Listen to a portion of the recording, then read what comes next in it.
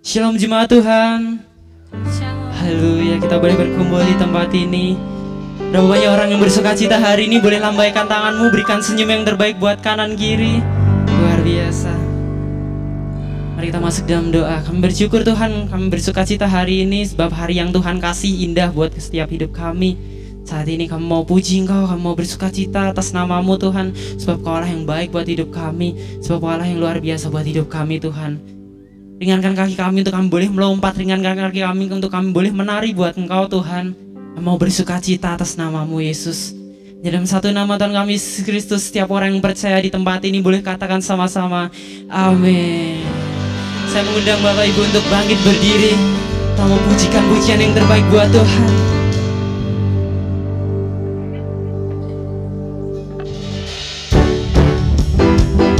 Everybody clap your hand. Semuanya tepuk tangan di atas kepala.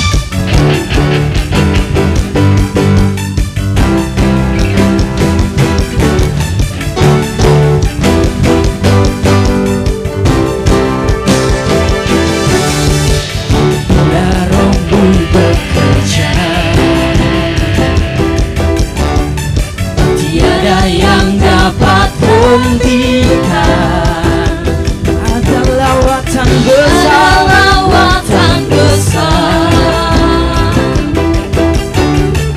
membakar hati yang menyembah. Kami siap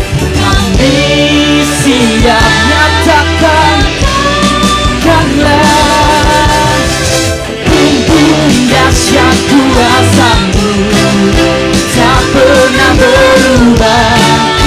Kau yang terhebat takkan terkalahkan. Bumbung dahsyat lawakan-Mu tercurah atasku. Kau yang terhebat takkan terkalahkan.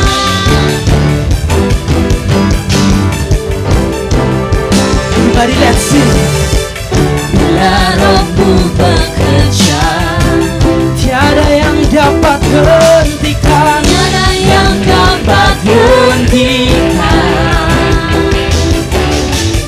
Ada lawatan besar, amin, membakar hati yang menyembah. Kami siap nyatakanlah bumbung dahsyat kuasa-Mu tak pernah berubah. Kau yang terhebat takkan terkalahkan. Bumbung dahsyat lawatan-Mu tercurah atasku. Kau yang terhebat takkan. Musik memuji Tuhan. Semuanya tepuk tangan di atas kepala. Kami siap Tuhan, nyatakanlah.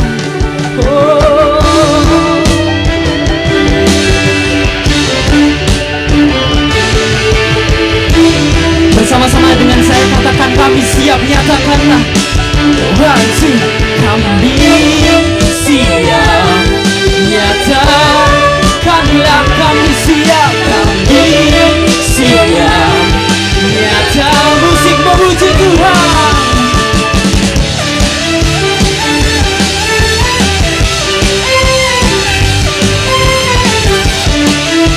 Mari sama-sama nyatakan dengan suara yang terbaik.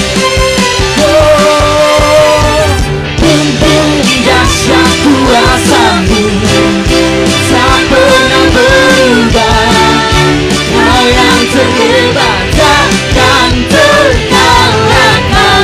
Bumbung dahsyat lawatan-Mu tercurah atasku. Kau yang terhebat. Sama-sama katakan bumbung tak pernah berubah. Kau yang terhebat takkan terkalahkan. Bumbung dahsyat lawatan-Mu tercurah atasku. Sama-sama katakan kau yang terhebat takkan terkalahkan.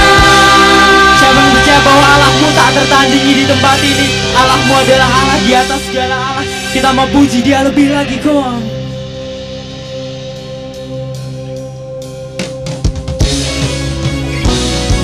Sebab Allah kita Allah yang tak tertandingi, Allah di atas segala Allah.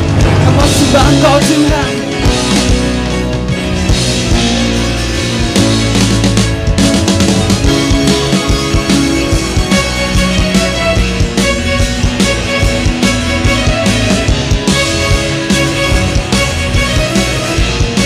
Semuanya katakan sama-sama. Ada siapa kau bandingkan kekuatannya yang heran? Tak ada. Kerajaannya yang terbesar tak akan tergoyahkan. Semua musuh bergetar mendengar namamu Tuhan. Sorak kemenangan,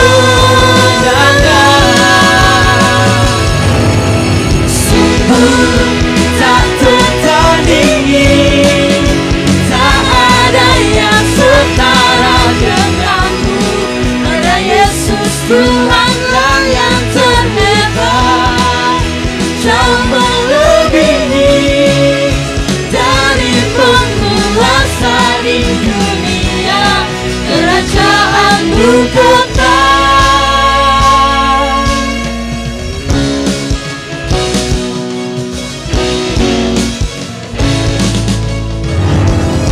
Ada siapa kau bandingkan perbuatannya yang heran? sama-sama katakan tak ada. Tak ada. Kerajaannya yang terbesar tak akan tergoyahkan. Semua musuh pun gemetar. Musuh pun gemetar mendengar namamu Tuhan. Sorak kemenangan, Sungguh Kau Tuhan, sungguh tak tertandingi, tak ada yang setara denganmu.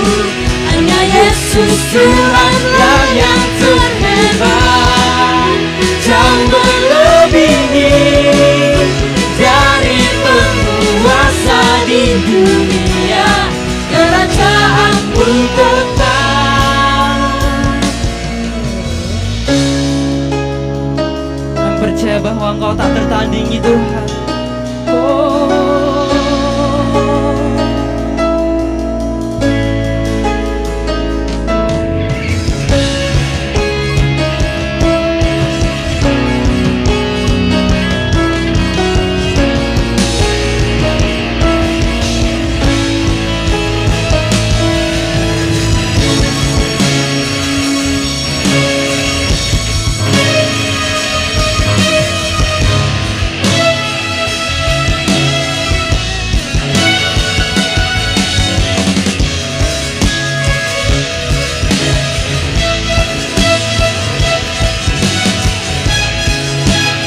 sama-sama katakan sungguh tak tertandingi Kau Tuhan. Sungguh tak tertandingi, tak ada yang setara denganmu. Hanya Yesus Tuhanlah yang terhebat, jauh melebihi dari penguasa di dunia. Kerajaanmu Sungguh Kau Tuhan, sungguh tak tertandingi, tak ada yang setara denganmu. Hanya Yesus Tuhanlah yang terhebat, jauh melebihi dari penguasa di dunia. Kerajaanmu kekal.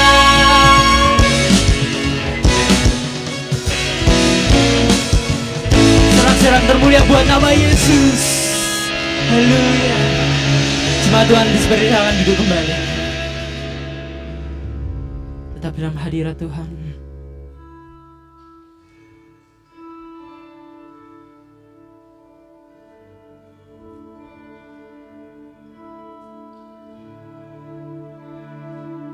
mau sembah Engkau lebih lagi Tuhan.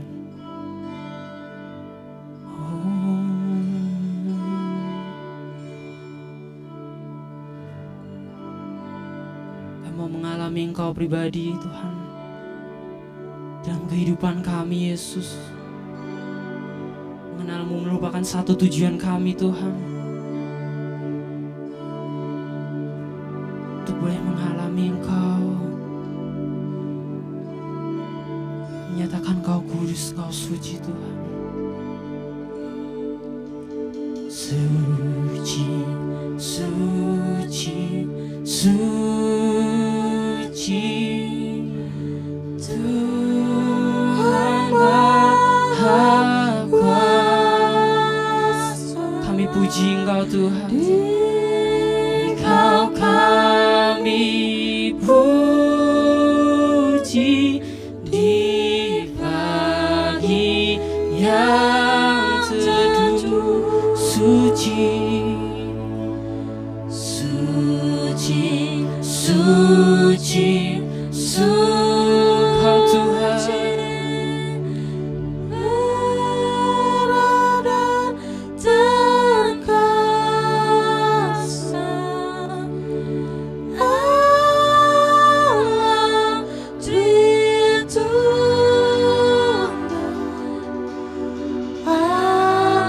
Kami nyatakan segala pujian hanya bagi-Mu. Oh, segala pujian bagi-Mu, segenap nafas muliakan-Mu. Surga bumi kan berseru, kuduslah Tuhan nama-Mu. Suci Tuhan, oh, suci, suci, suci, Tuhan Maha Kuasa. Di-Kau kami puji di pagi yang teduh. Suci, suci, suci, suci, Allah terkuasa, Allah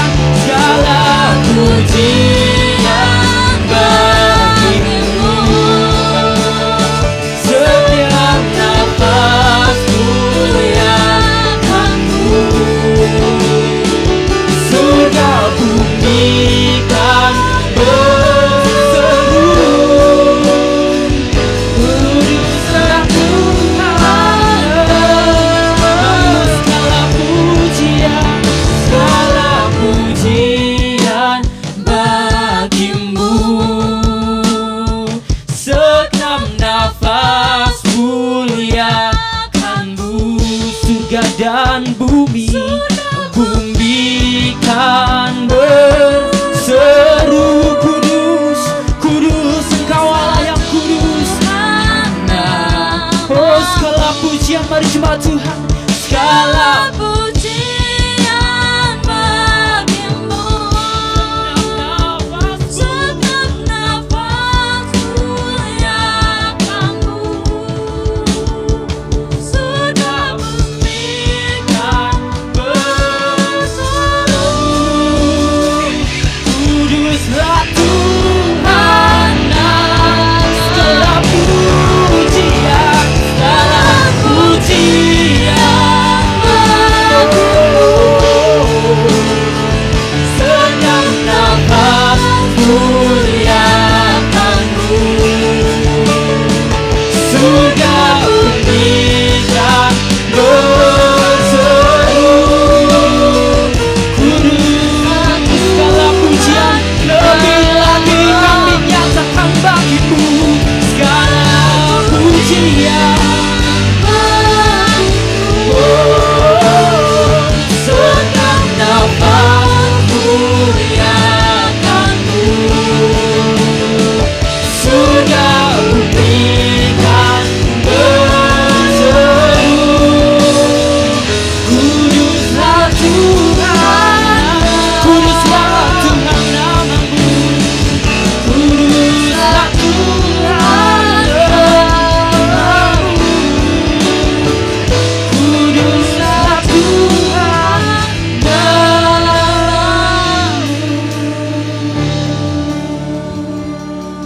Oh segala pujian hanya bagimu Tuhan. Oh setiap nafas hidupku buat puji Engkau Tuhan. Segala hidupku buat Engkau Tuhan.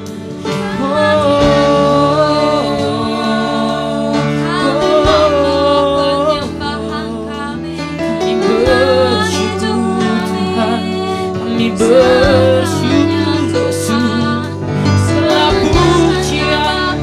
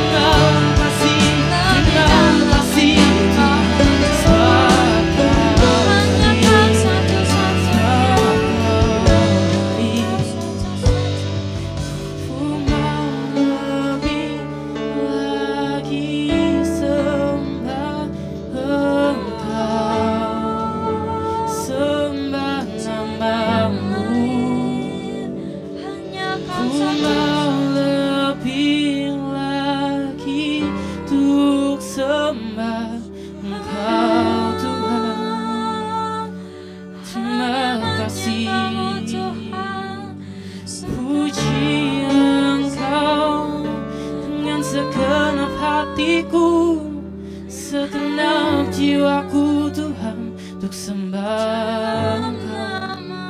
Lebih lagi masuk dalam hadiratnya, masuk dalam kehendaknya, masuk dalam perkenanannya. Makasih Tuhan, kami mau lebih lagi masuk, kami mau lebih lagi, kami mau lebih lagi. Segalanya Tuhan, lebih dalam lagi, ku rindu Kau Tuhan, lebih dari segala yang ada, lebih dalam lagi, ku cinta Kau Yesus, ku mengasihi. Lebih dalam lagi, lebih dalam lagi, ku rindu Kau Tuhan, lebih dari segala yang ada, lebih dalam lagi, ku cinta Kau Yesus, ku mengasihi. mari jemaat Tuhan angkat suaramu. Lebih dalam lagi, Lebih dalam lagi, ku rindu Kau Tuhan, lebih dari segala yang ada, lebih dalam lagi, ku cinta Kau Yesus, ku mengasihi. mari bermazmur bagi Dia lebih dalam lagi. Oh, lebih dalam, dalam lagi, ku rindu Kau Tuhan, lebih dari segala yang ada, lebih dalam lagi, ku cinta Kau Yesus, ku mengasihi. dan segenap hatimu kita akan pujikan pujian dari awal.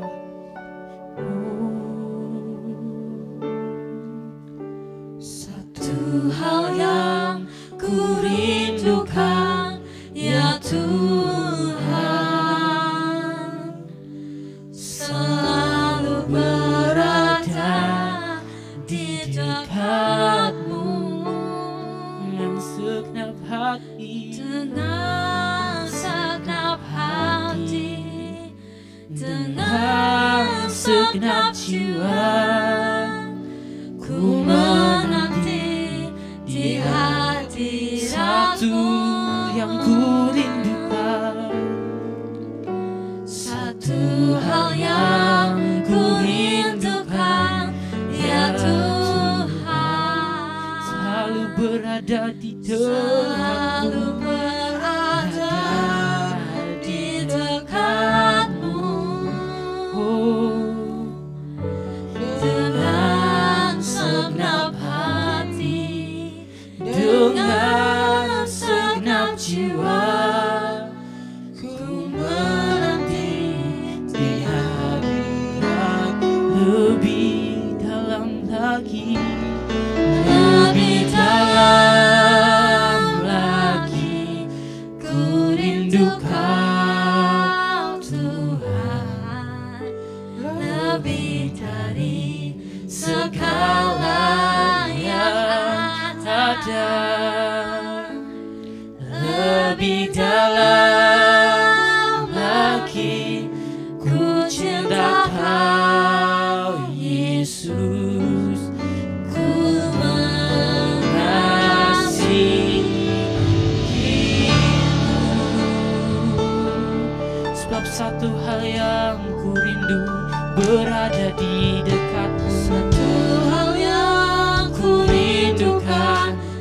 Tuhan, selalu berada di dekatmu dengan segenap hati, dengan segenap jiwa. Ku menanti di hadirat. Satu hal yang ku rindukan, Satu hal yang ku rindukan, ya Tuhan, selalu berada di dekatmu dengan segenap hati, dengan segenap jiwa. Ku menanti di hadiratmu. Lebih dalam lagi ku rindu Kau Tuhan, lebih dari segala yang ada. Lebih dalam lagi ku cinta Kau Yesus, ku mengasihi. Lebih dalam lagi, lebih dalam lagi ku rindu Kau Tuhan, lebih dari segala yang ada. Lebih dalam lagi ku cinta Kau Yesus, ku mengasihi. Lebih dalam lagi, lebih dalam lagi ku rindu Kau Tuhan, lebih dari segala yang ada. Lebih dalam lagi ku cinta Kau Yesus, ku lebih dalam lagi nyatakan.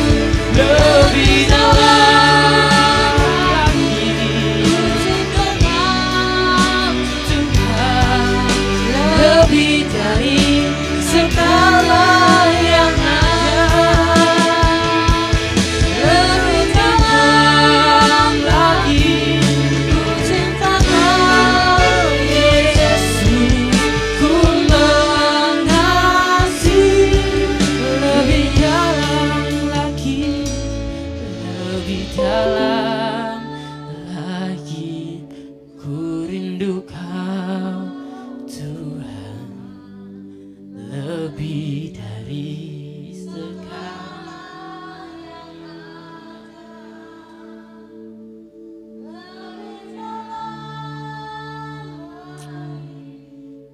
Ku cinta Kau Yesus, ku mengasihi. Lebih dalam lagi, lebih dalam lagi ku rindu Kau Tuhan, lebih dari segala yang ada. Lebih dalam lagi ku rindu Kau Yesus, ku mengasihi.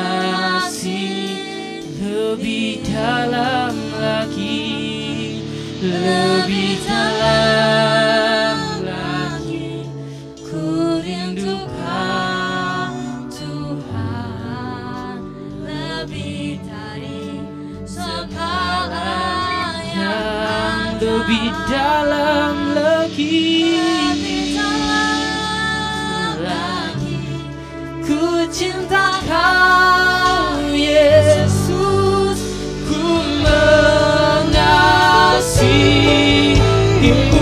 Lebih dalam lagi, lebih dalam lagi ku rindu Kau Tuhan,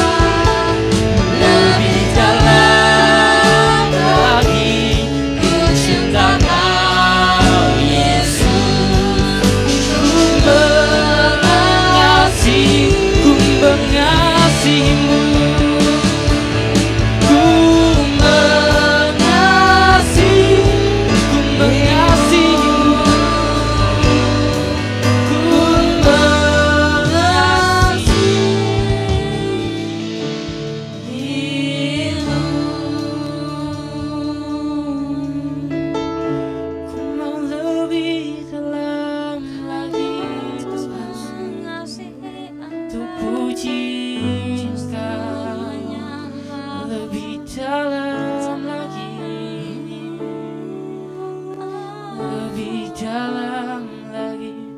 Mari bermazmur bagi Dia, sebab Dia yang layak.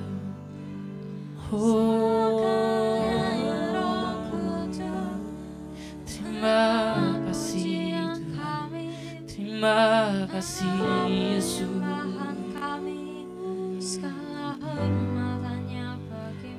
Terima kasih Tuhan, terima kasih Yesus.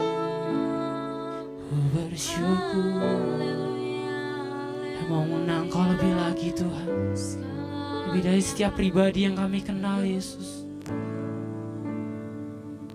Kau mau mengalami Engkau di dalam kehidupan kami Tuhan, merasakan betapa baiknya Engkau Tuhan. Kamu lebih dalam lagi Tuhan. Kamu tidak lagi jadi manusia yang hanya datang ke gereja karena keperluan, hanya karena sebuah rutinitas saja. Tapi kamu mengenal Engkau lebih lagi,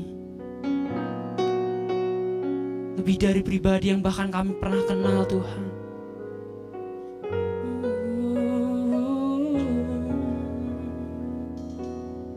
Dan ku ingin mengenalmu Tuhan, lebih dalam dari semua yang ku kenal.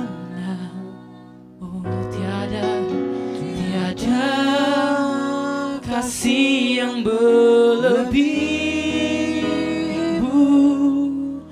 Ku ada untuk menjadi penyembahmu, dan ku Tuhan, dan ku ingin mengenalmu Tuhan, lebih dalam dari semua yang ku kenal. Tiada kasih yang melebihimu. Ku ada untuk menjadi penyembahmu, dan ku ingin mengenalmu Tuhan, lebih dalam dari semua yang ku kenal. Tiada kasih yang melebihimu. Ku ada untuk menjadi penyembahmu.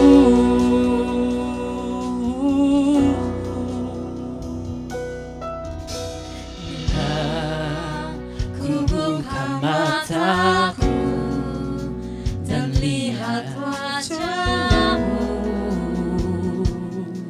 ku terharu bila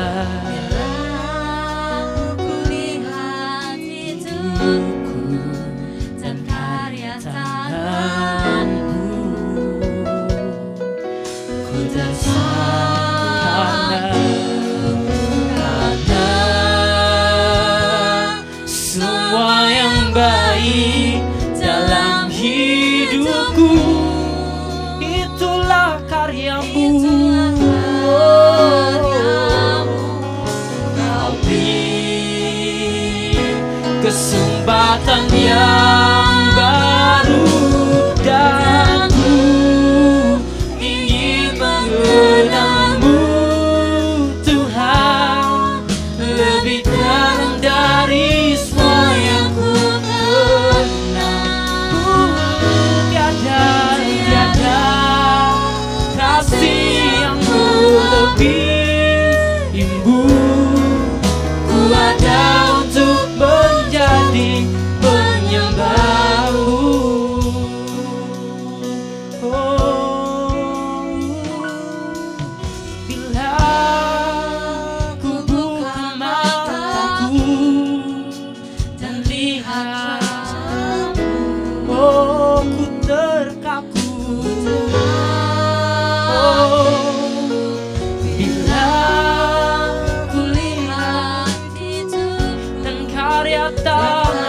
tanganmu,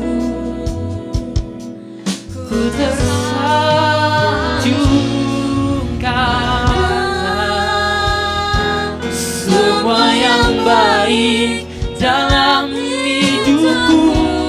Itulah karyamu,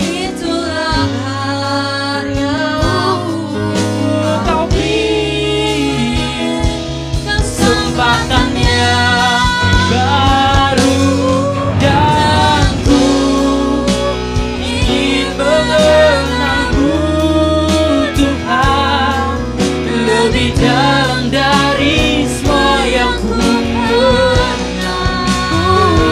Tiada kasih yang melebihimu. Ku ada untuk menjadi penyembahku Tuhan, dan ku ingin mengenalmu Tuhan lebih dalam dari semua yang ku kenal. Tiada kasih yang melebihimu. Ku ada untuk menjadi pedangku Tuhan, dan ku ingin mengenalmu Tuhan lebih dalam dari semua yang ku kenal. Tiada kasih yang melebihimu. Ku ada untuk menjadi pedangku Tuhan, dan ku ingin mengenalmu Tuhan lebih dalam dari semua yang ku kenal. Tiada kasih yang melebihimu. Ku ada untuk menjadi pedangku Tuhan, dan ku ingin mengenalmu Tuhan lebih dalam dari semua yang ku kenal. Tiada kasih yang melebihimu. Mari cuma Tuhan lebih lagi nyatakan, dan ku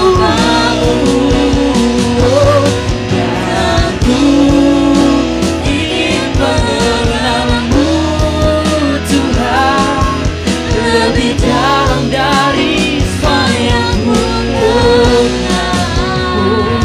Tiada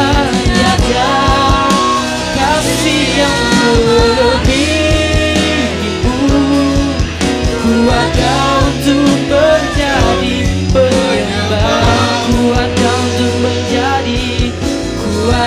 untuk menjadi penyembahmu. Amin. Ku ada untuk menjadi penyembahmu. Haleluya. Bapa, betul seperti pujian tadi, kami ingin dan rindu mengenal Tuhan lebih dalam lagi. Lebih daripada yang kami mengenal secara pengetahuan, tapi kami terlibat secara perasaan, secara batin mengenal Tuhan. Bapak berkati semua jemaat Tuhan.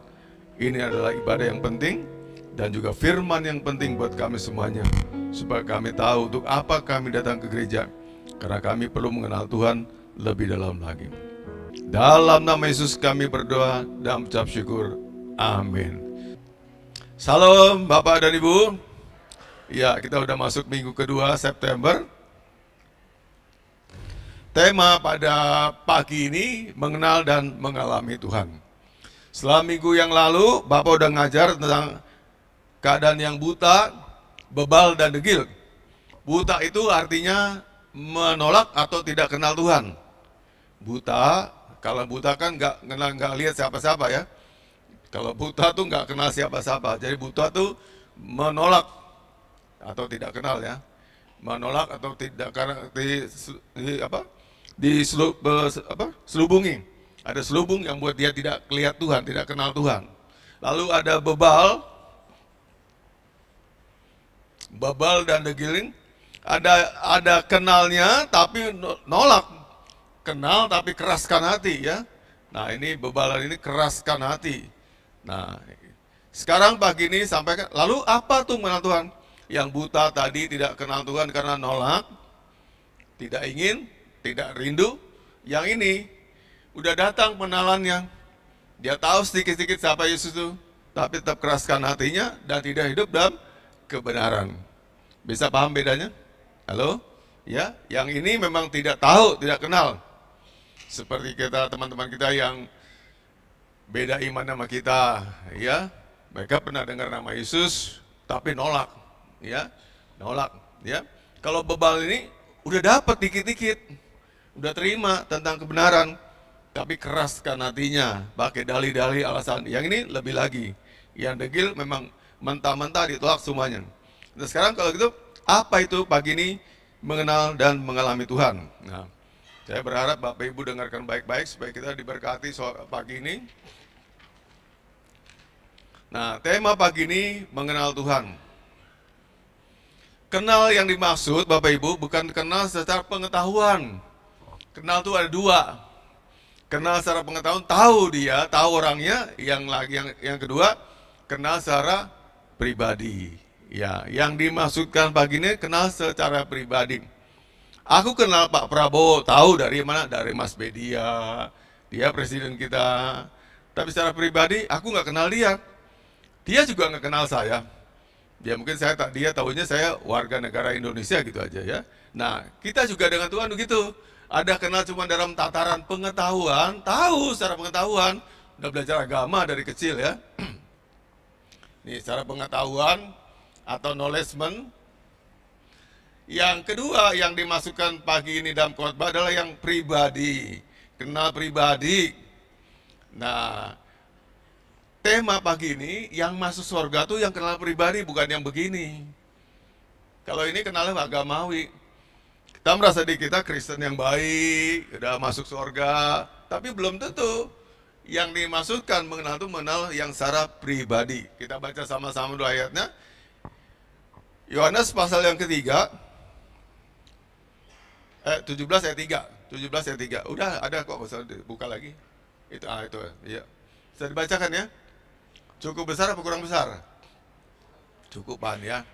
Katakan sama-sama saya, Alkitab adalah firman Allah. Tidak bisa bohong, tidak bisa salah. Sebab Alkitab adalah firman Allah. Yuk kita baca sama-sama ya. Pria wanita sama-sama. 2, 3. Inilah hidup yang kekal itu, yaitu bahwa mereka mengenal Engkau satu-satunya Allah yang benar, dan mengenal Yesus Kristus yang telah Engkau utus. Sekali lagi ya, dengan suara lebih keras lagi ya, sama-sama. 2, 3. Inilah hidup yang kekal itu, yaitu bahwa mereka mengenal Engkau satu-satunya Allah yang benar, dan mengenal Yesus Kristus yang telah Engkau utus. Nah, firman jelas sekali mengatakan, inilah hidup kekal itu. Kita semua mau dapat hidup kekal? Ya, inilah hidup kekal. Jadi hidup yang selama-lamanya, yang tidak pakai koma, yang tidak pernah berhenti lagi, sekali dianugerahkan sampai seterusnya. Namanya the everlasting life. Hidup yang gak pernah berakhir. Ya, ini hidup kekal. Lalu hidup kekal itu apa? Nah, Alkitab mengatakan yaitu mengenal ya, Engkau, aku Allah, satu-satunya Allah yang benar, dan mengenal Yesus Kristus yang telah Engkau utus. Nah, mengenal di sini, mengenal artinya mengenal secara pribadi. Katakan amin. Ini penting sekali. Setelah khotbah kemarin tentang buta, bebal, dan degil, ini penting banget. Ya, kita supaya tidak masuk buta, bebal, dan degil, mari kita mengenal Tuhan lebih baik lagi. Amin. Halo. Saya mau dahulukan depannya. Kita masuk surga itu bukan karena kita mengunjungi gereja. Paham? Bukan soal kunjungan, rajin kunjung gereja, dan bukan soal pelayanan, dan bukan soal pemberian. Tapi kita masuk surga itu karena diberi Tuhan anugerah hidup kekal. Dikasih, diberi. Yang percaya katakan amin. Sekali lagi ya, kita punya konsep, mungkin Bapak Ibu selama ini kenal ke gereja, bahwa kita Kristen tuh harus ke gereja. Jadi minggu itu adalah hari yang kudus, hobi yang kudus. Soal ke surga itu bukan soal kunjungan ke gereja. Sekali lagi bukan soal kunjungan ke gereja. Rajin, semangat, datang terus, ya puji Tuhan kalau bisa seperti itu. Dan bukan soal pemberian, ngasih berapa kita. Karena kita bisa bayar semua gedung gereja ini pakai uang kita, tidak juga jaminan kita masuk ke surga. Halo, dengar baik-baik ya. Jangan miss. Jadi bukan soal kunjungan, bukan soal pemberian, bukan juga soal perbuatan baik, dengar baik-baik. Bukan soal perbuatan baik. Karena kita tidak masuk surga karena pahala. Karena kita berbuat baik, karena kita rajin ke gereja, karena kita melayani, karena apapun. Tapi soal mengenal Tuhan, ayat tadi ya, ulang lagi ayat tadi. Ya sebelum, nah ini, hidup kekal itu adalah mereka mengenal Engkau, satu-satunya Allah yang benar, dan mengenal Yesus Kristus. Sekali lagi pahami, ya. Sekali lagi gereja tuh ke gereja, kalau kita tuh masuk surga, bukan soal kunjungan datang ke gereja. Seberapa sering kita ke gereja, bukan soal terlibat melayani, bukan soal terlibat pemberian, ya, dan juga bukan soal perbuatan baik. Surga tidak mengenal kita karena pahala. Beda sama yang saudara kita seberang kita. Mereka berbuat baik karena mereka pikir pahala itu menjadikan mereka dapat punya peluang masuk surga. Tapi iman kita mengatakan hidup kekal itu atau surga itu adalah mengenal Dia. Mengenal Yesus Kristus. Mengenal dalam arti juga bukan kenal secara pengetahuan. Itu dapatkan pengajaran ini. Ya Bapak Ibu keren sekali merasa kalau kita kenal, kita udah dengar banyak firman Tuhan, udah koleksi firman Tuhan, udah banyak tangkap khotbah, Anda udah di sorga. Belum. Pribadi. Halo? Kenal secara pribadi. Jadi bukan pengetahuan. Nah mari kita lanjutkan lagi, Bapak akan jelaskan lagi kenal pribadi seperti apa. Yang kedua, arti mengenal Yesus Kristus adalah, perhatikan ya, nomor satu berarti mengakui Yesus adalah putra Allah yang telah diutus untuk menyelamatkan manusia dari dosa. Nah ini yang perlu kita kenal secara pengetahuan. Oh dia itu yang diutus Allah Bapa. Berarti kalau kita ngakui Yesus adalah putra Allah, kita harus percaya juga pada Allah Tritunggal. Halo, betul nggak? Kan ada kaitannya. Mengakui Yesus adalah putra Allah. Putra Allah berarti ada Bapaknya dong. Nah itu putra Allah tapi bukan dilahirkan secara hubungan seperti manusia. Punya anak karena hubungan, bukan. Tapi memang mereka tiga pribadi, ya, satu oknum, tiga pribadi. Allah Tritunggal. Jadi ada kaitan sama Tritunggal. Tritunggal itu tri itu tiga ya. Tunggal satu berarti apa? Tiga pribadi, satu oknum. Oknumnya oknum Allah. Oknum Allah tapi ada tiga pribadi. Pribadi Allah Bapa, Allah Anak, Allah Roh Kudus. Dan kalau orang bisa bilang demikian, bisa ngakui Yesus adalah putra Allah. Halo? Ini si iman ya. Nah, berarti kalau dia ngakui Yesus adalah putra Allah, dia ngakui juga Tritunggal, asas Tritunggal. Ya. Jadi Tritunggal itu bukan Allah tuh berganti-ganti, kadang main sebagai peran Allah Bapa, kadang ganti sebagai Allah Anak, kadang-kadang juga bermain sebagai Allah Roh Kudus. Bukan begitu, tapi itu betul-betul tiga pribadi dalam satu oknum. Memang ada Allah Bapa, ada Allah Putra, ada Allah Roh Kudus. Katakan amin. Ya, nanti Bapak udah pernah khotbah ini seringkali, nanti khotbahkan lagi kapan-kapan. Yang kedua, kalau kita mengenal Yesus Kristus berarti memiliki hubungan, relasi. Ini relasi pribadi, relasi, ada hubungan dengan pribadi ini. Stop dulu sini. Bapak Ibu, banyak kita yang ke gereja, tapi kita tidak punya hubungan dengan Kristus. Dengan Tuhan Yesus nggak ada hubungannya. Ya betul, saya anggota jemaatnya sini. Ya betul, saya kenal Bapak pendetanya. Tapi apakah kita punya hubungan dengan Tuhan? Tanda tanya. Belum tentu. Secara agama mungkin iya. Anda kenal secara pengetahuan mungkin iya. Tapi secara pribadi kenal dia, belum tentu. Ada orang ke gereja karena senang dengan gerejanya, gedungnya bagus. Oh, khotbahnya lucu. Khotbahnya pendek-pendek.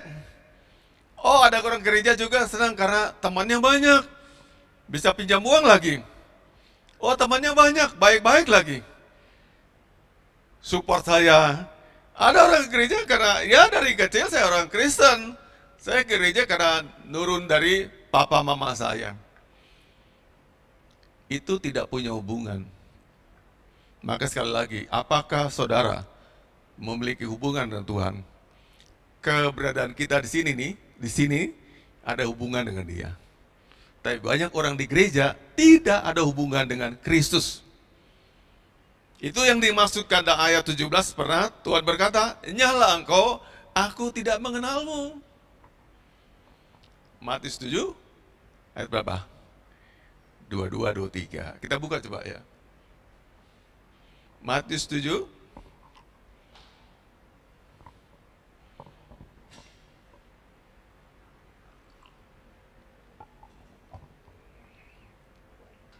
Maka itu Bapak Ibu, gereja kita ini kan punya renungan harian. Nah, ada renungan itu yang nuntun kita untuk bisa belajar firman Tuhan terus-menerus. Ya dibuka, dibaca, direnungkan. Karena saudara sendiri nggak mau bertambah, imannya, ya nggak perlu, nggak merasa peduli. Ya. Nah, pikir aku udah gereja kok, udah gini. Nah, kalau kita terus-menerus membaca firman Tuhan, kita tambah-tambah pengenalan. Saya bacakan ya, Bapak Ibu perhatikan sini aja, nanti kita ulang lagi. Ayat 22. Pada hari terakhir, in the last day, banyak orang akan berseru kepadaku. Siapa akunya? Ini kan firman Yesus. Yesus berkata, akan banyak orang berseru pada saya, pada Tuhan. Tuhan, Tuhan, bukankah kami bernubuat demi namamu? Ini maksudnya apa Bapak Ibu? Dan mengusir setan dalam namamu, demi namamu, dan mengadakan banyak mujizat dalam demi namamu. Para pelayan-pelayan, murid-murid, mereka apa? Mereka komplain, Tuhan bukankah kami juga udah usir setan dalam namamu, melayani dalam namamu, mengadakan mujizat dalam namamu. Ayat 23. Hati-hati. Ayat 23. Pada waktu itulah aku siapa aku ya? Yesus akan berterus terang, frankly speaking pada jemaatnya, aku tidak pernah mengenal kamu. Nyala daripada aku, kamu sekalian pembuat kejahatan. Siapa mengenal apa? Bukan Tuhan gak tahu kita, tahu. Saya Melvin, Vina, Butati, Tuhan tahu. Tapi kita nih tidak akrab, tidak intim dengan Tuhan. Betul? Kata lainnya tidak dinikmati. Halo? Aku enggak menikmati engkau. Kau siapa? Jadi kalau Tuhan adakan mujizat yang dibilang demi namamu, ya terus terang jadi karena nama Tuhan berkuasa. Tapi bukan karena orang itu. Bukankah kami menyembuhkan dalam namamu juga? Iya betul, karena nama itu nama berkuasa. Tapi bukan karena orang itu menyembuhkan. Semua terjadi karena nama Tuhan yang berkuasa. Kitanya mah gak ada hubungan dengan dia. Dan Tuhan berkata pada akhir zaman, aku berkata kepadamu, aku tidak mengenal engkau. Nah ini yang gawatnya kalau kita besok pada akhir zaman Tuhan bilang, aku tidak mengenal kau. Anda akan protes, saya jemaat GNP yang setia loh. Dari mulai gereja itu berdiri, aku udah ada sini, aku udah topang Bapak Gembala, aku itu bangun gereja, aku ikut nyumbang, aku ikut juga kerja-kerja bakti, dan sebagainya. Bukan ukuran Bapak Ibu, tapi mengenal Tuhan secara pribadi. Ada amin? Ada amin? Contoh kalau lebih dalam lagi. Pada hubungan suami istri, mengenal, suami istri itu mengenal. Mereka menikmati kasih. Suami mengatakan, aku menikmati kasih sayang dari istriku. Istri berkata, aku menikmati suamiku.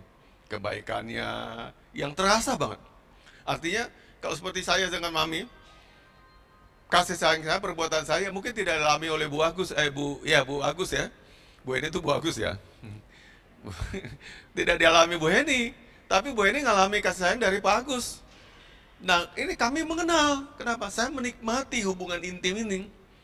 Kebaikan yang terasa, perhatian, kasih sayang yang tidak dapat dari orang lain. Nah, Yesus masukkan mengenal yang seperti itu. Relasi seperti itu. Ya, kita secara pribadi melayani dia. Karena kita mengenal dia. Ya, bukan secara pengetahuan intelektual, tapi ngalami dia, ngalami merasakan dia, menikmati kasihnya, kuasanya, nyata, dan betul-betul nyata. Itu namanya mengenal dia. Katakan amin. Jangan tertipu ya, jangan merasa udah jadi anggota sebuah gereja, ada udah beres semua, udah genah semuanya, urusan surga udah beres. No! Mengenal dia sampai mana Tuhan. Tuhannya bukan gerejanya. Gereja nggak menyelamatkan, sinode nggak menyelamatkan, Bapak nggak menyelamatkan, Pak Pendeta nggak menyelamatkan. Yang menyelamatkan saudara itu adalah Yesus. Yang saudara perlu kenal secara pribadi adalah Yesus. Amin. Rasakan secara pribadi. Kemarin beberapa minggu lalu saya di Bandung, ketemu seorang anak Tuhan, udah pernah saya sakit kemarin. Dia cerita, semua hidup saya tuh karena kebaikan Tuhan aja Bu, bilang sama kita berdua. Betul, sungguh karena Tuhan. Artinya dia nih merasakan dan mengenal Tuhan. Pernah punya utang sampai miliaran, kita utang 1 juta, 2 juta aja udah pingsan ya, udah di mana malah dia utang sampai miliaran. Dan Tuhan dengan kuasanya tunjukkan dan saksikan begitu indah sekali. Kok bisa ya? Saya sampai gumun ya, sampai heran. Kok bisa ya ngalamin seperti itu? Dia ngalami Tuhan. Dia kenal Tuhan ya. Dan boleh berkata, ke depannya saya nggak akan pernah ngianat Tuhan. Karena saya tahu dia sangat baik sekali pada saya. Dan saya tahu dia berkuasa. Dan sudah terbukti. Nah, ini orang kenal Tuhan bisa ngomong gitu. Kuasa Tuhan terbukti menyembuhkan saya, terbukti membaru saya, terbukti memulihkan saya, terbukti merubah saya. Ini nama orang kenal Tuhan. Pertanyaannya Bapak Ibu, apakah Anda kenal Tuhan seperti begitu? Katakan amin yang mengalami. Yang nggak alami nanti alami. Ada nyambung-nyambung aja, tahu liturgi gereja, puji-pujian, firman Tuhan, pengumuman, doa syafaat, penutup amin, pulang. Gitu tahun ke tahun. Anda hanya tahu itu bagian gereja itu gitu. Terhadap pribadi Yesusnya, nggak tahu. Ya nama tuh kenal. Dari belajar firman Tuhan di gereja, Yesus, tapi secara pribadi nggak kenal. Nah ini yang Tuhan katakan, nyala engkau, aku tidak mengenalmu. Tuhan nggak pernah hadir di hidup kita. Hadiratnya nggak pernah hadir di hidup kita. Kita nggak pernah panggil namanya juga, dan kita juga nggak kenal apa-apa. Maka itu bukan satu keharusan. Mesbah 2 pagi itu keharusan, 2 pagi keharusan, bukan. Tapi karena panggil orang mengenal Tuhan. Berseru. Katakan amin. Tidak, waktu kecil dulu, ya dia masih kecil segini, ya kalau agak tersesat di antara kerumun kaki orang banyak langsung panggil nama Didi. Nah, aku nama itu. Dia pun tahu nama yang patut dipanggil adalah bapaknya yang bisa melindungi dia. Apa Anda gitu juga? Setiap persoalan datangnya sama Yesus, Yesus tolong saya. Yesus tolong saya. Dan sebagainya. Kalau nggak pernah begitu, Anda nggak kenal Tuhan. Cuman kunjungi gereja, rajin ke gereja dan terdaftar sebagai jemaat GBS Generasi Pilihan. Tapi apakah kenal? Bukan. Yang mau dituju firman Tuhan pagi ini merubah supaya Anda semuanya betul-betul kenal Tuhan. Ada amin? Bukan ikut kegiatannya. Karena semua gak berguna apa-apa tanpa Anda kenal. Mau berdoa sampai doer tiap hari, datang kemari, nggak efek apa-apa. Tapi kalau kenal Tuhan, beda dong. Ada banyak teriakan orang juga yang mungkin sama panggil-panggil nama Bapak, Bapak, Bapak, Bapak gitu. Tapi ada satu suara yang aku kenal benar, namanya kenal ya, karena suara Dida dong. Kemudian dia manggil, Dedi, itu dia. Kamu di mana nak? Bapak nyari, kenapa? Karena kenal. Dia kenal saya kenal persis dia. Itulah mengenal. Nah, apakah setiap seruan kita manggil nama Tuhan? Tuhan di sorga itu kenal Anda anaknya yang butuh pertolonganmu. Itu nama mengenal begitu. Halo? Kalau Anda menyeru memanggil namanya, Anda susah hatinya sampai menangis-nangis, apa Tuhan dengar Anda? Kalau Anda dengar Tuhan, Anda kenal Tuhan, Tuhan dengar Anda. Tuhan akan berpaling dan mengatakan, iya anakku. Sampai sini bisa pahami Bapak? Bisa paham? Itulah arti mengenal itu begitu.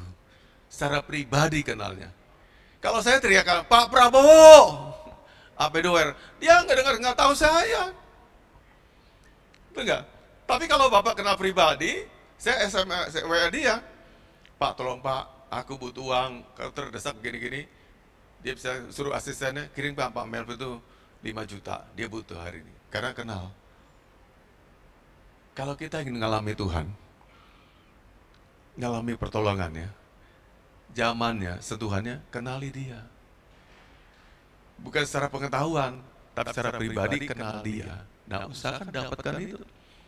Jadi dorongan orang percaya supaya ke gereja, berdoa, baca firman Tuhan, supaya kita dapatkan pengenalan lebih baik lagi daripada kemarin. Tiap hari harus progresif. Lebih baik lagi kenal Tuhan, lebih baik lagi, lebih baik lagi, lebih baik lagi. Yang ini semua yang jadwal-jadwalnya semua nggak berguna apa-apa tanpa mengenal dia. Tapi kalau Anda mengenal dia, ditambahkan plus sudah karena kenal melayani. Karena kenal Anda mengasihi Tuhan. Karena kenal Anda rajin berdoa. Karena kenal Anda baca firman Tuhan. Itu jadi suatu berkat yang luar biasa. Bisa dipahami? Pelayananku adalah hasil karena saya kenal Tuhan. Saya ingin membalas kebaikannya. Saya terpanggil, bukan karena saya pekerjaan, pengen digaji dan punya usaha, yaitu jadi pendeta. Bukan, itu pendeta nggak dipakai Tuhan. Pendeta dipakai Tuhan, dia karena kenal Tuhannya siapa. Dia memutuskan melayani Tuhan, dan Tuhan peduli sama dia juga. Ada amin? Jika saudara memberi, pemberian saudara karena kenal Tuhan. Karena kita nggak ada sistem pahala. Kristen tuh nggak kenal pahala. Halo? Ya, pemberian saya karena saya terdorong, saya mengasihi dia, saya memberikan persembahan saya. Dan itu diterima oleh Tuhan sebagai orang yang kenal Tuhan. Nah, seperti itulah pandangan kita tentang mengenal dia. Jadi artinya mengenal Tuhan mempunyai hubungan yang intim dan pribadi dengan Tuhan.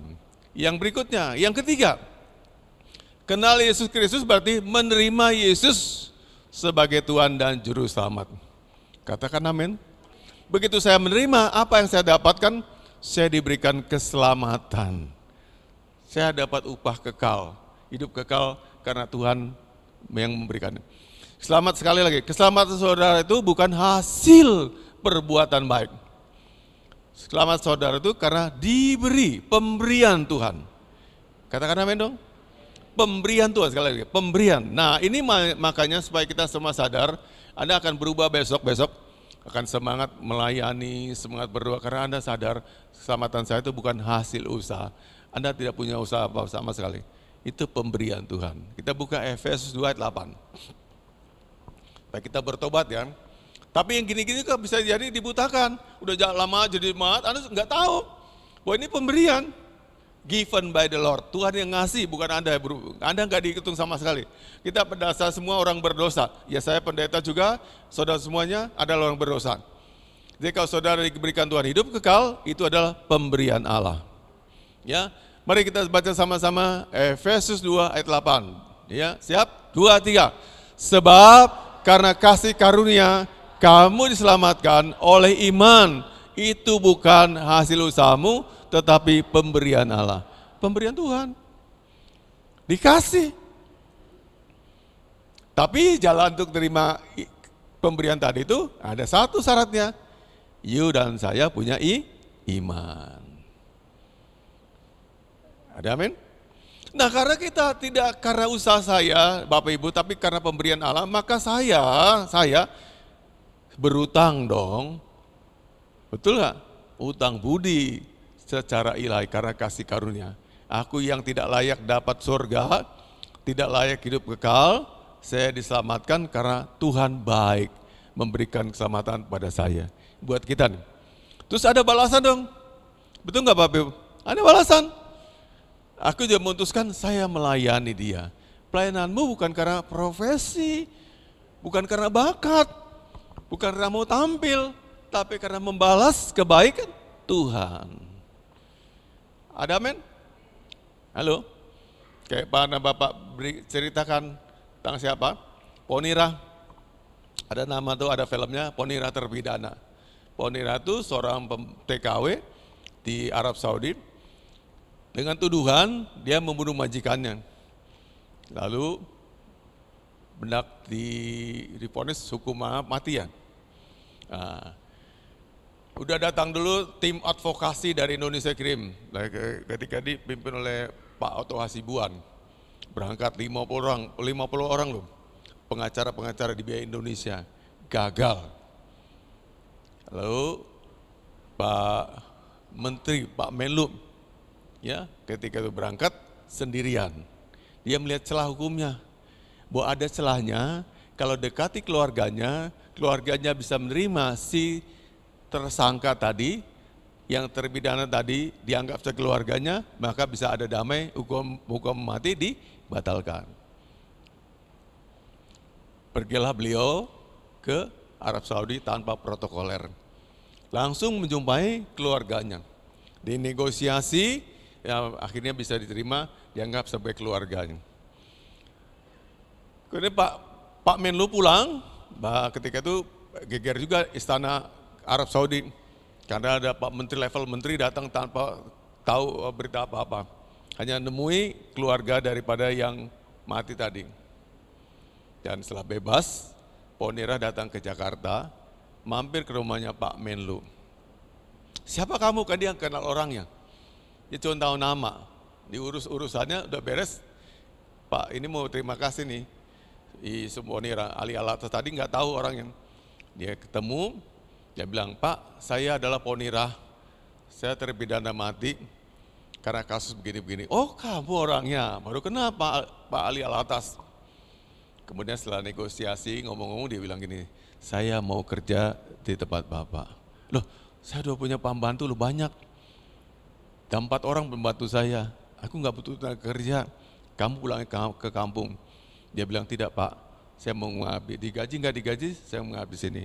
Karena saya utang nyawa sama Bapak. Betul nggak? Kalau saya melayani, utang nyawa. Karena saya pantasnya mati, yang mati itu kita. Yang pantas mati kita, digantung, yang pantas dibunuh itu kita, yang pantas tombak itu kita, bukan Yesus. Yang pantas ditaruh mahkota duri itu kepala kita, bukan Yesus. Tapi Yesus menggantikan kita supaya kita hidup. Jadi semua kita berutang nyawa. Halo? Kalau kita kenal tahu ini, kita akan jadi orang Kristen yang baik. Tapi kenapa kita orang Kristen yang gak baik? Karena kita dibutakan. Udah lama ya orang Kristen nggak kenal ini, bahwa kita satu-satu yang paling bersyukur di dunia ini karena kita kenal Yesus. Karena dari dialah saya dapat hidup layak. Karena dari dialah saya dipulihkan. Karena dari dia saya disembuhkan. Karena dari dialah saya dapat sorga. Karena Yesus. Jadi semua perbuatan baik kita semua marah ke pembalas Yesus. Yesus yang baik, Yesus yang setia, saya melayani, saya berbuat baik, saya kerja bakti di gereja, semua karena Yesus. Bukan karena apapun juga. Katakan amin. Semua orang dalam pandangan Tuhan semua kedudukan sama. Yang mau menteri, mau presiden, maupun kita rakyat biasa, semua sama. Semua tidak ada yang istimewa. You bukan karena raja, you masuk surga. You karena Yesus masuk surga. Anda bukan karena dokter atau profesor masuk surga, tapi karena Yesus. Semua karena kasih karunia. Jadi kalau kita gereja nih, satu-satunya tujuan kita adalah berterima kasih sama Tuhan ibadah. Nggak cari yang lain. Bukan cari masalah, cari Yesus. Untuk berterima kasih pada Dia. Karena saya adalah orang hukuman yang patut saya dihukum mati, dijatuh hukuman. Tapi karena Yesus bersedia menggantikan saya dan saudara, maka kita bebas dan kita bisa seperti sekarang. Katakan amin dong, Bapak Ibu. Ya, itu harus ada di kepala kita.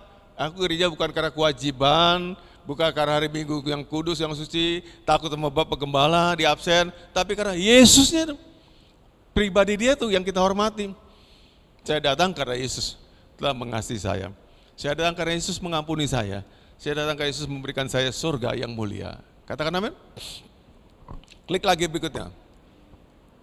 Nih perhatikan Bapak Ibu. Satu ilustrasi sederhana. Bayangkan kalau hidup kekal itu, surga itu, seperti seseorang yang memiliki kunci untuk masuk ke sebuah taman yang indah dan penuh kehidupan. Kunci itulah pengenalan akan Allah. Katakan amin. Let's say ya, Bapak pindahkan ya, ini yang ruang ibadah kita, ibarat taman yang lantainya pun emas, penuh permata, dindingnya penuh permata segala macam, tapi masuk sini harus punya kunci. Tanpa ada kuncinya, tanpa ada yang ngantar ke ruang ini, gak ada yang bisa masuk. Ilustrasinya. Nah, apakah ilustrasi itu? Siapakah yang bisa ngantar kita ke sini? Ya Yesus Kristus. Sama-sama Dia kita bisa masuk kemarin. Jadi Anda pun masuk surga dari kekal tadi kalau bersama Yesus. Tidak ada pribadi yang lain. Pak, gimana kalau seorang pintar, saya level profesor? Boleh sih, bersyukur kita ada anak Tuhan yang profesor. Tapi profesormu tidak jaminan kamu masuk surga. Halo? Pak, kalau saya orang yang baik, selama saya hidup saya terus banyak memberi sumbangsi, bantu nolong orang-orang susah, bagus. Tapi itu tidak jaminan. Satu, the only one yang buat saya masuk surga, Yesus Kristus, tidak ada yang lain. Amin. Semakin kita kenal begini dengan benar, semakin hidup kita juga diubahkan. Dengar kata-kata saya? Diubahkan. Kenal Tuhan tuh gak kosongan. Yang kita terus bertahan dalam karakter yang lama, gak berubah-ubah. Karena saudara cuma agamawi. Datang, duduk, pergi. Datang, duduk, dengar sebentar, pergi. Tapi Yesusnya gak melekat di hati. Yang membuat kita berubah tuh Yesus yang tinggal di hati kita. Dia akan ngajari kita etika, sopan santun, berkarakter, kejujuran, keadilan, ngomong yang benar. Semua tuh Yesus yang ngajarin. Kalau Dia singgah dan masuk di hati kita. Yang percaya katakan amin. Gak ada yang lain. Sekolah tidak membentuk kita lebih adil, lebih jujur. Banyak orang profesor juga koruptor. Mereka makan sekolahan, tinggi-tinggi, tamat di luar negeri. Tapi kalau Yesus nggak ada di hati kita, semua orang bisa melakukan kejahatan apapun juga. Tapi kalau Yesus sudah hati kita, Dia akan ingatkan kita, bukankah kamu anakku? Kamu saudaraku? Kok kamu berbuat demikian? Itu loh Bapak. Yang bisa ngerem kita tuh bukan akhlak didik orang lain. Bentukan dari luar. Ini di asrama, anak-anak asrama didik dengan sangat ketat sekali. Etika, sopan santun, kejujuran, keadilan, segala macam. Tapi itu kan bentuk dari luar, bukan di dalam hatinya. Betul nggak? Keluar dari asrama, berubah jadi, sangar-sangar, ganas-ganas. Maka nggak heran, mohon maaf. Ada anak sekolah teologi ya, tinggal asrama, juga masih bisa jatuh dalam dosa. Ketemu mereka jadi di luar sana, setelah mereka dikeluarkan dari sekolah teologianya. Bisa begitu. Tapi kalau Yesus diizinkan tinggal, diam di hati kita. Ketika saat menerimanya itu, dia tidak nganggur-nganggur aja. Dia akan berusaha. Gimana kita disadarkan? Katakan sadarkan, 2, 3. Disadarkan. Hari ini belum sadar, besok ingatkan lagi, bagaikan palu godam. Kalau perlu Tuhan memakai, agak sedikit kasih penderitaan, cobaan, ujian supaya you sadar. Jadi masalah-masalah datang sama kita tuh adalah peringatan Tuhan. Anda tinggal sadar, kenapa gue begini, kenapa saya begini, peringatan. Halo? Sebab dia bekerja dalam hati saya, hati Bapak Ibu semuanya. Disadarkan, diingatkan, sadarkan. Supaya kita jadi yang terbaik miliknya Tuhan. Klik lagi berikutnya. Nah, pada saat Anda menerima Yesus dan menjadikan dia Tuhan dan Juru Selamat, sudah terima Yesus belum? Saya pribadi sadar, hanya Yesus satu-satunya keselamatan saya. Saya terima dia, Yesus, masuklah di hati saya. Terima saya sebagai anakmu. Bekerjalah dalam diri saya, maka Tuhan akan lakukan itu buat kita. Dia akan memberikan Anda apa? Semua dosa Anda akan diampuni. Katakan amin. Kata semua dosa Anda, dosa kecil, dosa besar, dosa sedang, dosa apa saja diampuni. Katakan amin. Ya. Dan Anda menerima hidup kekal. Halo? Tidak ada orang yang akan masuk di surga kalau dosa-dosanya tidak diampuni. Betul apa betul? Betul apa betul? Udah diampuni. Dosa udah diampuni. Diampuni secara permanen. Tuhan gak ingat-ingat lagi, diungkit-ungkit lagi. Kamu kan pernah begini, itu kita manusia. Kamu dulu pernah begini, 2 tahun lalu kamu begini. Itu urusan manusia, tapi Tuhan gak ungkit-ungkit lagi. Diampuni secara permanen. Diampuni artinya dilupakan. Allah melupakan semua dosa-dosa kita. Dan cuma orang begitu yang masuk surga, dapat hidup kekal. Sampai sini bisa pahami? Begitu masih nyangkut dosa itu tadi, walaupun Anda berkata, ya yang udah beres ya, tinggal satu lagi aja. Apa? Aku pernah jitak kepala anakku, kan ringan sekali ya. Ya itu gara-gara itu kan gak masuk surga. Tapi semua dosa, dosa kecil, dosa sedang, dosa besar diampuni, maka saudara dapat hidup yang kekal. Mari kita lihat Roma pasal 8 ayat 1. Kalau 4 dulu ya sebentar ya, Roma 8 ayat 1. Anda harus tahu ayat ini. Roma 8 ayat 1.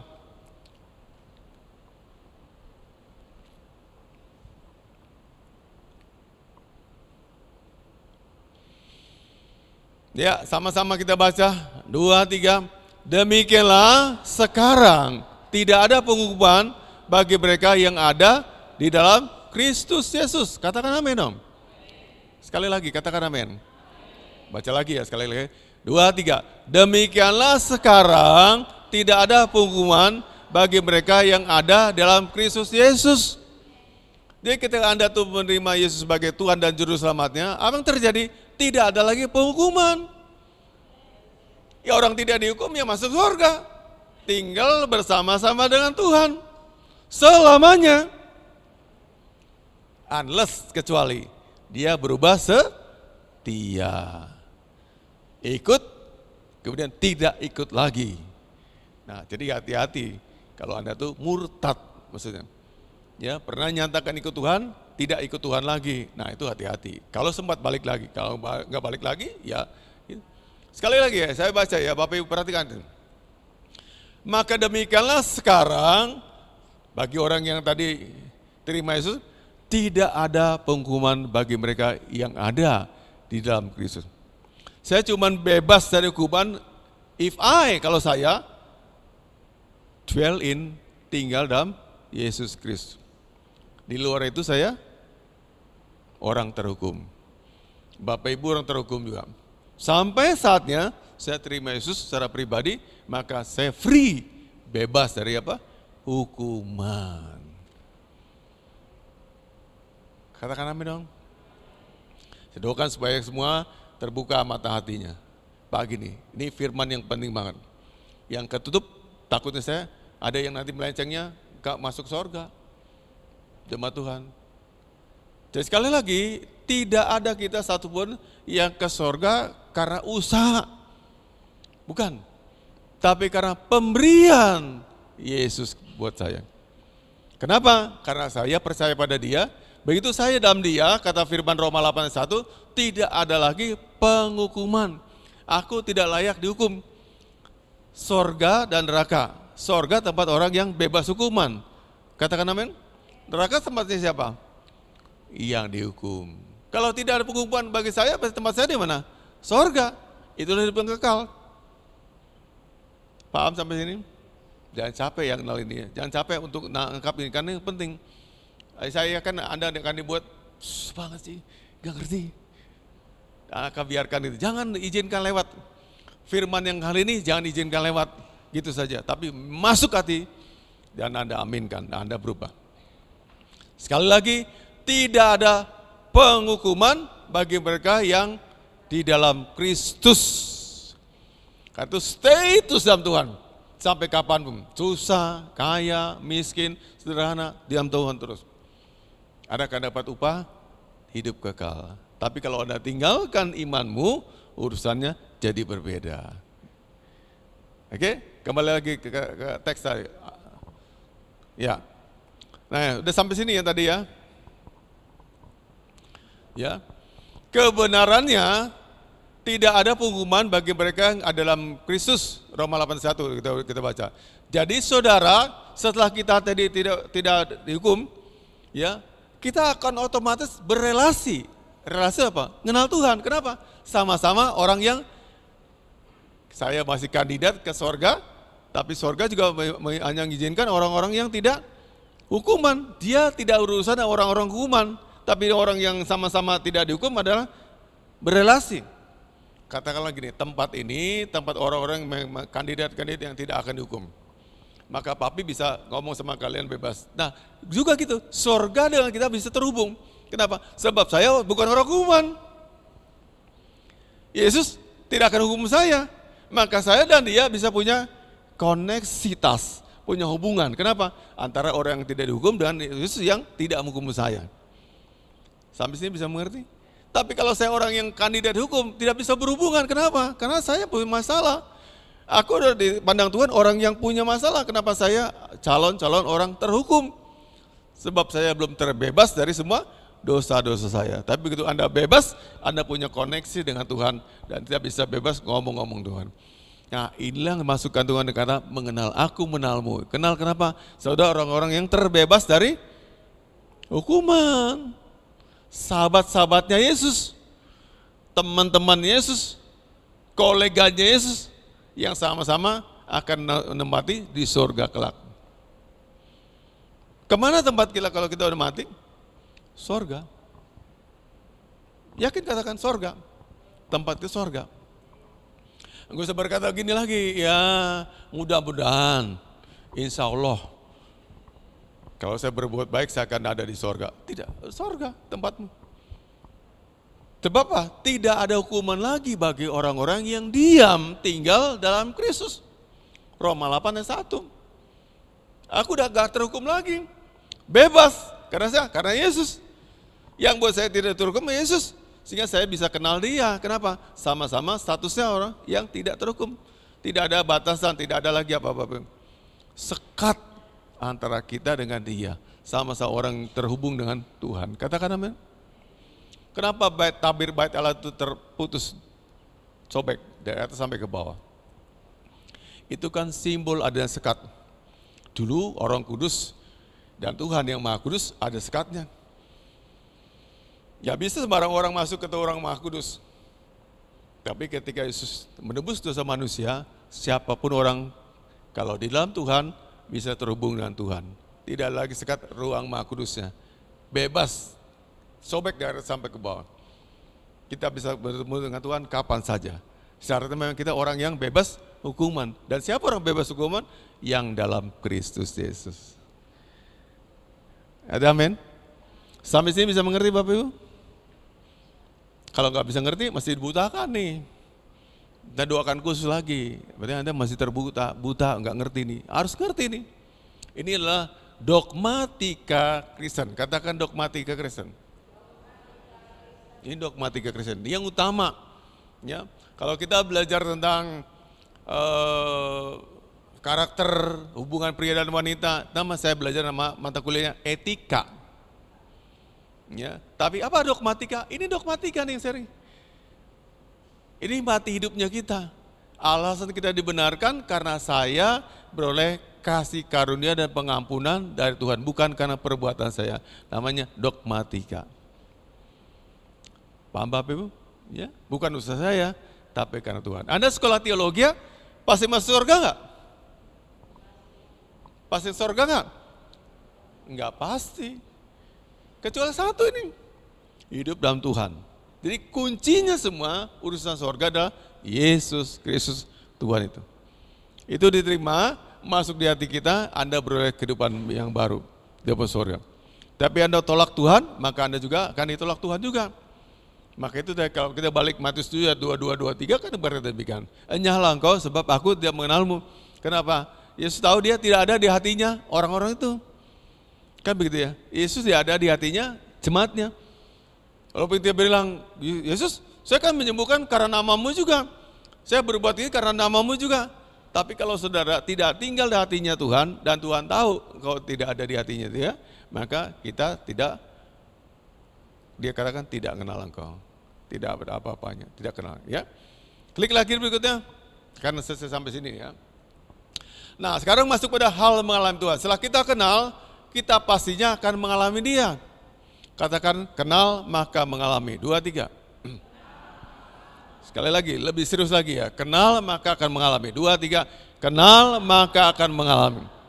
Yang mengalami Tuhan itu cuma orang yang kenal Tuhan. Betul Bapak Ibu? Yang nggak kenal nggak punya.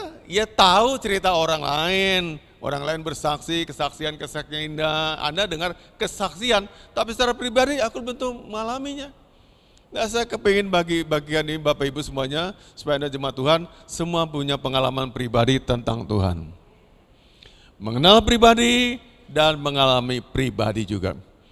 Pengalaman mengenal Tuhan bukan cuma milik orang lain yang bersaksi, kayak Bapak bilang tadi ya, kita semua potensi juga mengalami Tuhan. Katakan amin. Lalu apa itu mengalami Tuhan?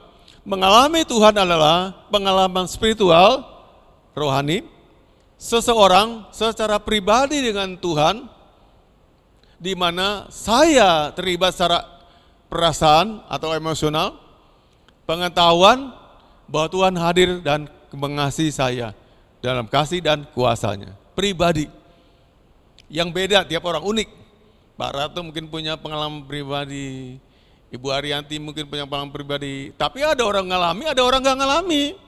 Tapi kalau ngalami, pengalaman itu dia harus seragam, masing-masing berbeda-beda.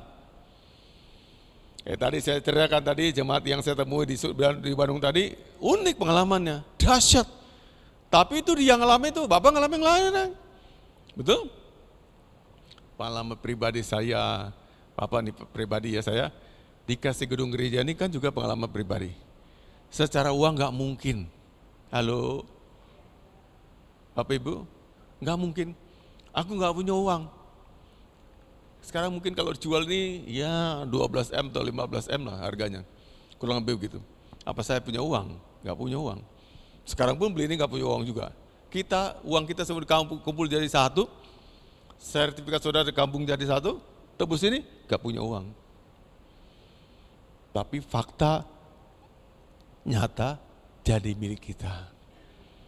Ngalami Tuhan. Tuhan yang berkarya, yang di luar nalar, luar kemampuan. Aku nggak sanggup, tapi Tuhan bisa adakan. Oke?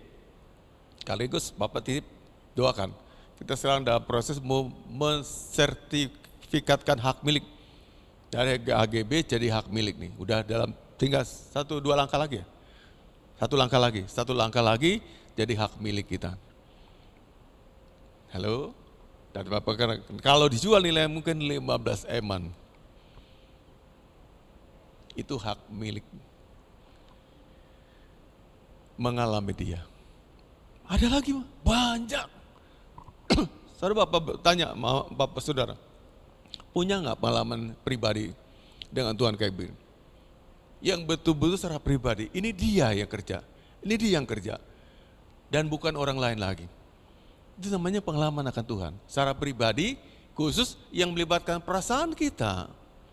Kita bisa terharu, menangis, perasaan kita terlibat, pengetahuan kita terlibat, dan kita sadar ini kuasa dan kasih-Nya. Ada amin? Ada mungkin jemaat yang disembuhkan Tuhan dengan cara yang ajaib. Namanya mengalami dia. Ada masalah keuangan yang Tuhan bebaskan. Namanya juga mengalami dia juga. Masalah hubungan juga. Dia hadir adalah bebas dari masalah-masalah hubungan. Itu namanya mengalami dia. Kita akan banyak punya cerita. Segudang. Cerita yang luar biasa. Oke, saya ulang lagi ya, yang minggu lalu udah cerita. Di Bandung tadi ada seorang yang punya utang. Dia punya usaha, lalu usaha ini pinjam pada bank. Diagunkan rumahnya sekaligus tokonya. Nah ada pelanggannya yang udah pinjam uang sampai 2M. Dan kemudian tidak bisa bayar. Nah, kemudian terpaksalah rumah itu disita. Kecuali bisa bayar, nggak punya kemampuan. Negosiasi, dari UM tadi diturun kan, sampai tinggal 600 juta tuh gak punya uang. Dan pihak sana mengatakan ini udah limit yang paling rendah sekali. Mereka mau ditawar demikian karena tahu bahwa orang ini, jemaat Tuhan tadi itu bukan yang pakai uangnya. Mereka juga tertipu. Terus, nah kan ada namanya restrukturisasi. Jadi kalau saya lembaga gereja ini, banyak titipan-titipan, Bapak Ibu punya piutang sama saya, Bu ini agunkan sertifikat rumahnya, pinjam sama saya 100 juta, saya kasih lama-lama, udah setepuk gini, bisa jadi beban buat saya kan. Nah saya bisa jual ini ke lembaga lain, ke bank UOB gitu-gitu, dijual, dan saya dapat uang cash lagi, uang segar lagi. Kalau uang saya udah dipinjam saudara semuanya, ya saya udah nggak punya uang, saya digantikan. Tadi kalau total nilai rupiahnya, harta tadi itu katakan 1,5 M, saya digantikan cuma 1,2 M, ya, nah 300.000 untungnya dia, ya, saya dikembalikan kasih uang cash, dia juga dapat. Kenapa dia nagih lagi? Ya, yang punya uang lebih lagi punya nagih lagi. Nah di KYOB, kok bisa ya? Hanya satu sertifikatnya dia ditarik keluar di IOB untuk bisa dibebaskan dan dia free. Itulah mengalami Tuhan. Nah kalau orang udah ngalami begitu tidak akan mengkhianati lagi. Kayak papi udah banyak lihat kejadian demikian di hidup saya dia akan mengkhianati Tuhan lagi. Terbukti kuasa dan kasih-Nya. Nah Anda udah ngalami gitu nggak? Kalau Anda nggak pernah ngalamin demikian, masih potensi kita nakal sama Tuhan. Masih bisa keluar, iman kan masih mencelat. Yang Anda pertahankan sekarang ini adalah agamawi, agama karena agama. Tapi bukan karena pengenalan sama Tuhan yang secara pribadi dengan dia. Sampai sini bisa paham nggak Bapak Ibu? Ngerti nggak khotbah ini? Kalau Anda nggak pernah ngalamin Tuhan dengan cara yang luar biasa, Anda masih akan meremehkan, dia tidak ada. Bisa aja pindah ke agama lain juga. Dan sebagai aku kenal ada semacam orang tokoh juga Kristen udah lama, baik sekali nyumbang. Rela kok anaknya juga menikah dengan agama yang lain juga. Saya bilang, oh kok Bu begitu? Ya nggak apa-apa lah, asal baik-baik aja. Beda dong, baik tapi masuk neraka Bu. Nggak boleh, yang penting baik-baik aja, nggak bisa begitu. Pertahankan imanmu. Sebab tadi kalau ngalamin Tuhan pasti akan buat kita bertahan dan akan nolak yang lain. Jadi kita bisa jadi tidak punya pengalaman spiritual tentang Tuhan, maka enteng. Cuma orang berdarah-darah dan siap bayar harganya kalau dia pernah ngalami di Tuhan. Halo? Ngalami kasih dan jamahannya, ngalami mujizat Tuhan, dia hadir dalam hidupnya, membela, mengangkat, melindungi, akan berkata, apapun terjadi, aku tetap Yesus. Ada amin? Dan saya kepingin iman kita begitu sampai akhirnya. Sampai dia datang nanti di awan-awan. Semua jemaat Genpil tetap bela iman. Tidak ada yang melunturkan iman. Nah, termasuk semua karir kita. Ada juga bisa setia ibadah segala macam karena ada pernah ngalami dia. Kalau nggak pernah alami bisa bubar semuanya. Karena cuma sekedar ini hari Minggu kegiatan yang rutin, hari Minggu harus ke gereja. Kalau datang tadi, sayap kiri, yang tengah, kanan. Bawa harapan enggak? Saya datang ke Tuhan, masalah saya akan bebas. Bawa pengharapan. Orang Kristen benar tuh memiliki pengharapan.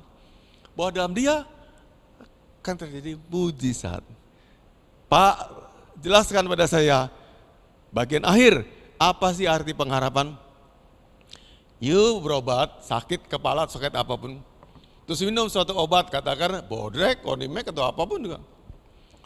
Tanya sama orang lain, gimana Pak sakitnya? Sudah lumayan berkurang.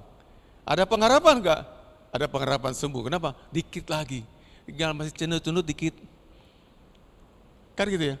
Punya pengharapan. Nah, kalau Anda datang ke gereja itu enggak punya pengharapan sama sekali, udah tuh imannya nol. Itu orang gak ada iman. Datang harus bawa pengharapan. Apalagi kalau masalah segunung.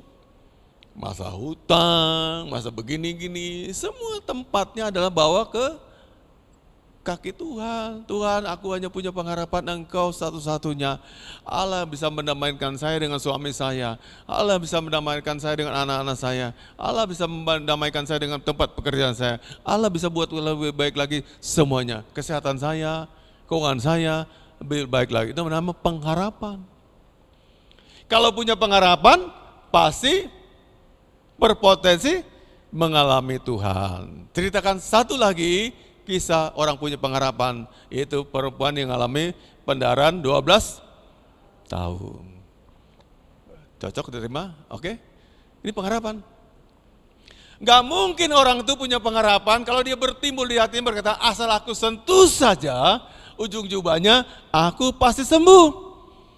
Ini artinya dia punya pengharapan. Right? Betul gak? Karena 12 tahun sakitnya. Dan firman berkata, dia semakin habis hartanya, semakin miskin. Karena dipakai berobat terus. Dan mungkin, ini gak ada di Alkitab, tapi mungkin ini cuma imajinasi saya. Bisa jadi tetesan darah yang terakhir, itu yang netes masih sekarang ini, ada tetesan darah yang terakhir. Udah detik terakhir. Habis ini, habislah aku. Tapi saya masih punya pengharapan. Yesus bisa menyembuhkan saya. Itu iman. Itu iman. Hello? Itu iman. Anda belum pernah mencoba dalam Tuhan, tapi udah ngeluhnya banyak. Saya begini Pak, gede keluhannya. Tapi nggak pernah mencoba dalam Tuhan. Coba lihat wanita nih, udah habis darahnya. Udah detik-detik terakhir. Tapi masih berkata di batinnya, asal aku jamah saja ujung jubahnya, aku pasti sembuh. Bisa nggak ada kayak gitu juga? Udah nggak punya uang nih. Tuntutan bayar anak-anak, segala macam. Tapi kalau berkata, asal aku berdoa sama Tuhan, Tuhan akan buka jalan. Itu baru iman. Itu iman yang keren. Halo? Nggak kelihatan waktu kita punya uang. Mak, bayaran mak. Oke ada, masih ada tabungan. Tapi waktu teriakan itu sampai ke telinga Anda. Ada saat nggak punya uang sama sekali. Tapi harus punya pengharapan dong. Tersisa satu pengharapan, ke Tuhan. Tuhan tolonglah saya. Gimana lah saya udah minta uang bayaran, aku nggak punya uang. Betul? Tetangga udah malu, udah diutangi, yang kanan udah diutangi, yang kiri udah diutangi, belakang rumah diutangi, tinggal ke Tuhan aja. Namanya sisa pengharapan, tapi masih punya pengharapan. Nah, bayangkan kalau ada gereja, ini gereja rumahnya Tuhan, Anda nggak bawa pengharapan, siapa sih Anda? Nggak berharap apa-apa, terus gereja ngapain? Halo? Kita nggak ngapain kalau gereja nggak punya pengharapan apa-apa? Datang bawa pengharapan. Datang bawa pengharapan. Kalau orang bawa pengharapan, Anda akan serius mulai ibadah detik pertama. Buka pujian, menyapa Anda udah mulai aminkan. Semua aliran ibadah dan rundown ibadah tadi Anda nikmati dari awal sampai akhirnya. Tidak ada terkantuk-kantuk, tidak ada rasa jenuh, tidak ada rasa bosan, semua aku nikmatin. Sebab aku berharap ada sesuatu dari ini untuk aku dan keluargaku. Itu pengharapan. Ada amin? Yesus memberi pengharapan, orang ini besar sekali. Dia sampai tanya, siapa tadi yang jemaah saya? Murid-murid itu bilang apa murid-muridnya? Guru, aku bagaimana sih mengada-ada? Orang begitu banyak loh. Ada orang nyenggol-nyenggol kok, nyentuh-nyentuh kok, salam-salaman. Siapa yang kau masukkan yang megang aku? Tuhan bilang, ini beda. Ini beda. Ini ada sedotan kuasa keluar dari aku. Pernah nggak Tuhan sampai begitu? Karena engkau bawa pengharapan yang kuat banget. Kesedot keluar kuasa. Saat ini juga, lagi ibadah juga mengalami Tuhan. Nah itu namanya mengalami dia. Yesus berkata, ini beda. Yang ini beda. Langsung ada tenaga yang keluar dari saya. Dan betullah firman Tuhan katakan, seketika itu juga wanita itu mengalami kesembuhan. Energi ilahi masuk ke dalam dirinya, dia pulih dan sembuh. Katakan amin. Datang bawa pengharapan. Datang sama Tuhan bawa pengharapan. Tuhan, aku punya masalah ini. Aku punya begini dan aku ingin mengalamimu. Sebab aku mengenal Engkau. Izinkan saya mengalamimu Tuhan. Dah jadi kesaksian. Besok kesaksian Anda bukan ngeluh lagi. Pak, saya punya hutang begini. Pak, saya badannya greges-greges. Pak, saya begini, saya lemah. Tidak. Ganti. Punya cerita yang baru. Namanya orang bawa pengharapan yang menang. Dan Allah membuat kita semua menang dalam Tuhan.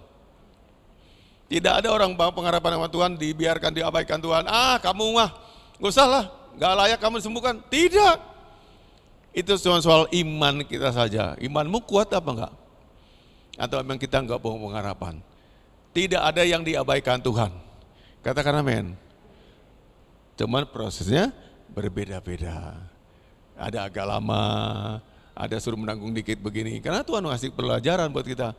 Dia penting sekali mendidik kita supaya kita bertumbuh dalam Dia. Kita lanjutkan nanti sore ya.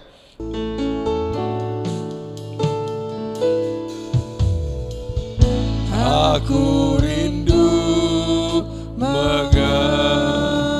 Amin. Kenallah saudara Allahmu. Mengenalmu secara pribadi. Bukan hanya ku kagumi semua karya dan ciptaanmu. Tapi tiada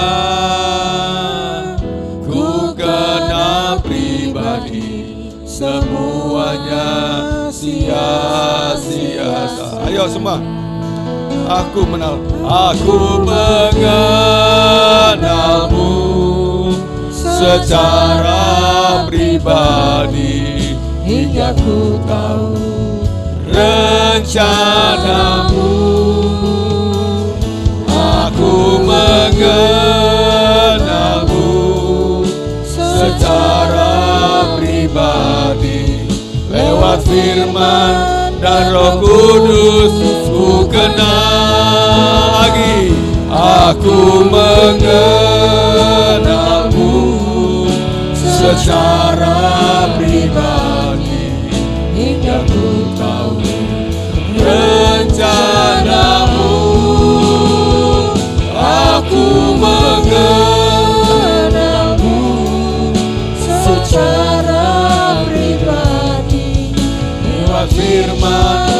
Roh Kudus. Sekali lagi ya, sekali lagi. Semua aku mengenal. Aku mengenalmu secara pribadi, hingga ku tahu rencanamu. Aku mengenalmu secara pribadi, lewat firman dan Roh Kudus ku kenal. Lewat firman, lewat firman dan Roh Kudus ku kenal. Katakan lagi, lewat firman dan Roh Kudus ku kenal. Allah sangat ingin kita mengenal Tuhan. Dia kepengen kita membaca dan belajar firman, supaya lewat itu kita kenal Tuhan. Allah kepengen kita rajin beribadah, supaya lewat itu kita kenal Tuhan. Lewat firman sampaikan dalam khotbah, lewat firman sampaikan dengan cara apapun, Tuhan ingin supaya kita semakin mengenal Dia. Bapak Ibu, milikilah komitmen, Tuhan aku mau mengenalmu lebih dalam lagi. Bukan cuma permintaan saya supaya Tuhan kabulkan, tapi saya juga harus mengenal Tuhan lebih baik lagi, lebih dalam lagi. Tuhan berkata jemaat-Mu, jadikan kami jemaat Tuhan yang mengenal Tuhan. Tidak hanya ibadah-ibadahan, datang kunjung gereja, tapi jadikan kami jemaat yang kenal Tuhan secara baik, secara pribadi. Supaya Tuhan memberkati kami semuanya, besar kecil, tua muda, dewasa, anak-anak, wanita pria, biarlah kami semua mengenal Tuhan secara pribadi. Supaya Tuhan berkati kami semuanya, dan di dalam nama Yesus kami berdoa dan mengucap syukur. Amin.